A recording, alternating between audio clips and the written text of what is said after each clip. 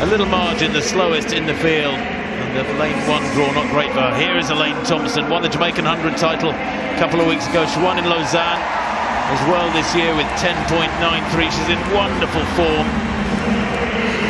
Surely a strong favourite here. Ashley Henderson was second in the US Championships, was sixth in the NCAA's over 200. She is strong, this athlete, relatively inexperienced at international level.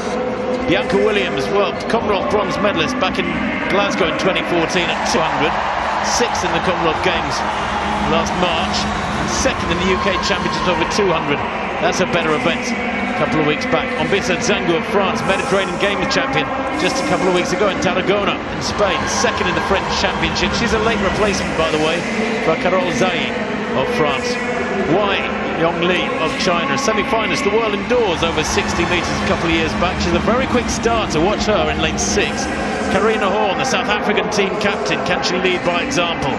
Has set a national record this year. At the age of 29, she has gone under 11 seconds for the first time. 10.98 makes her very, very strong indeed. And you can tell that from her build. Eva Swoboda of Poland completes the lineup in lane 8 there. Bronze medalist at European Indoors last year, a semi-finalist in Rio. She's an 11-1 athlete at her best, although she hasn't been down to that this season yet. Well, we talked about how little room there is for error in the sprint hurdles. So technically demanding. Well, so is the 100 in its own way. Those ears straining for the starter's gun. And very little room for error at the start. A full start would result in disqualification. A bad start, well, he virtually give away the race. Quai of Germany in 1. Elaine Thompson, the Olympic champion from Rio, goes in lane 2. Ashley Henderson of the USA 3. Bianca Williams of Great Britain in 4. Then in lane 5, Ombissa Zango of France. Wai of China 6. Karina Horn there, second away from the camera, of South Africa in 7. And Swoboda of Poland in lane 8. Away this time, really good start there from Bianca Williams, but going strongly now is Ashley Henderson. Where is Thompson? Thompson might get beaten here. Henderson's going brilliant. She is going to beat the Olympic champion. Yes, she is on the dip. Very tight for third place. I think it might have been Karina Horn, or was it Bianca Williams of Great Britain? Boy, oh boy, that is an upset. Perhaps one of the biggest upsets of the day so far. Ashley Henderson of the USA takes that one. She was second in the US Championship. She has run 10.96 this year. Thompson 10.93. So on paper they look evenly matched, but I would have put my money on Thompson for that one. I don't know about you, Catherine Merry. 11.07, the official winning time, with 0 wind for Henderson, but there was very little in it. 11.07 to 11.09. She defeats the Olympic champion, and maximum points for the USA. Yeah, world ranking wise, Ashley Henderson sits 1 place below Elaine Thompson, who's the world number 6 this year. But that was a good run by the American. Keep an eye on her. Elaine number 3, she got a good start, as did Williams of Great Britain and Northern Ireland. But what Elaine Thompson has got sometimes and hasn't got at others is that gear change now at 60 metres. She didn't have it here today. She wasn't going to catch Henderson. And again, for me, Elaine Thompson's one of those athletes that she's going to come out and run 10.8, or she's going to come out and just run under 11 seconds. It doesn't sound like a big difference, but that's what wins races and what comes second and third. You remember Elaine Thompson at the World Championships last year, Tim? 10.8 in her semi-finals. Easy as you like. Came to the final and came 5th.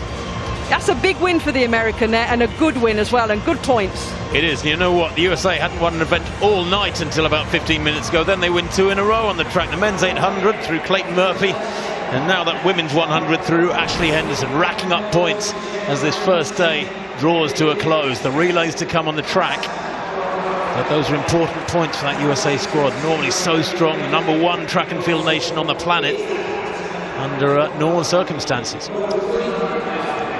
So yes, stars and stripes, more points for them.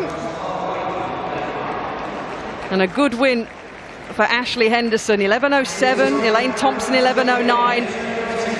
Good 100-meter running by both of those athletes, but in particular for Ashley Henderson. It was indeed a win for Ashley Henderson from the USA, 11.07 over Olympic champion from Jamaica, Elaine Thompson, but still good points. What's up, viewers? Welcome back to our next upload.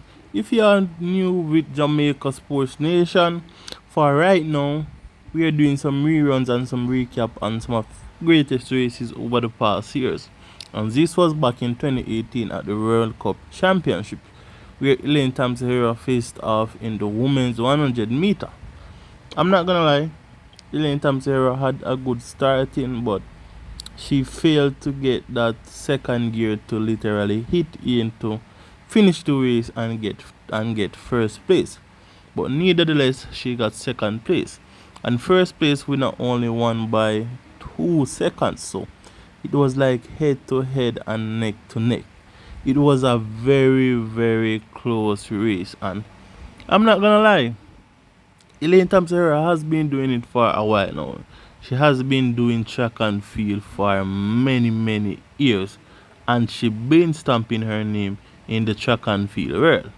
As I said, sometime when she get injured, her body takes really, really long to bounce back, to get back in that form and that shape. But best believe, if Elaine Thompson Herah wasn't injured, she would be the fastest female athlete of all time. However, she's the second fastest female athlete. We all know Florence Griffith Joyner is the fastest, and she's the only female athlete who has ever came close to Florence Griffith Joyner world record, which was set back in the 1980s. But as I said, she's an extremely great athlete.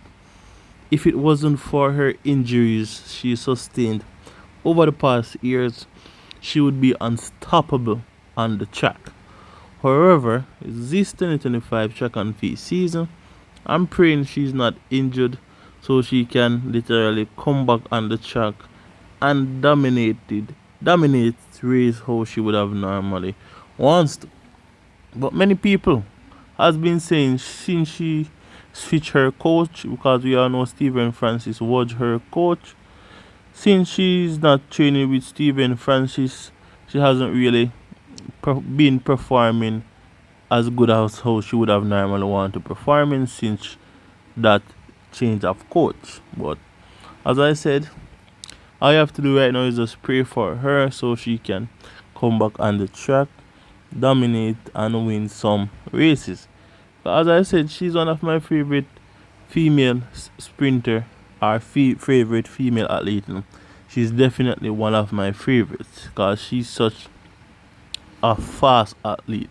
But as I said, her injuries are literally holding her a lot back. But however, hopefully this season can be totally different, where she comes out on the track, dominate and win races how she would have normally wanted.